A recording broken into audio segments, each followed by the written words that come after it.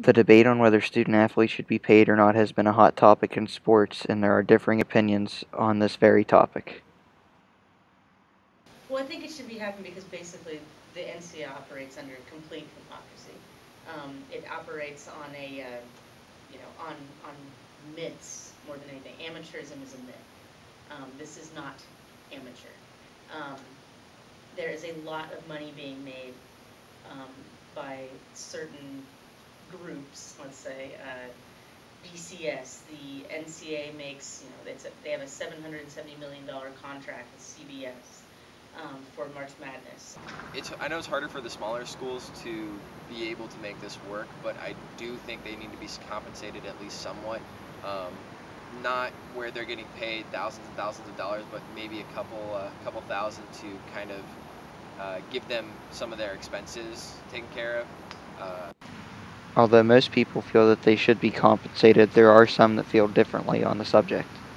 So, to me, they always lead with look at what the universities are making on these football teams, but never really talk about what the total costs of the athletic program are and how those profits would be parceled out to other athletes that don't happen to be in revenue-generating sports.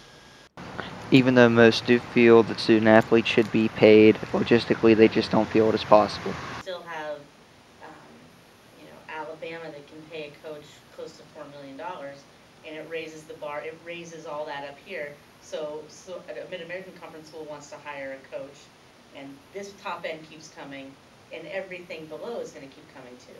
But these schools can pay for it without dipping into student funds. These schools can't. But if they want to remain competitive, which they're trying to do, it's not working out. So if we're throwing the idea of paying players into that mix, it can't happen on this scale. The other thing is they do all the calculations in terms of men's basketball and football. What happens when they extend those calculations to include all scholarship athletes? Do they not pay the women who don't generate that kind of revenue? Do they not pay the soccer players or the baseball team if they don't generate that kind of revenue? It would continue the trend of the rich getting richer and the others struggling. It's not necessarily just it's any school that's not currently operating at a profit.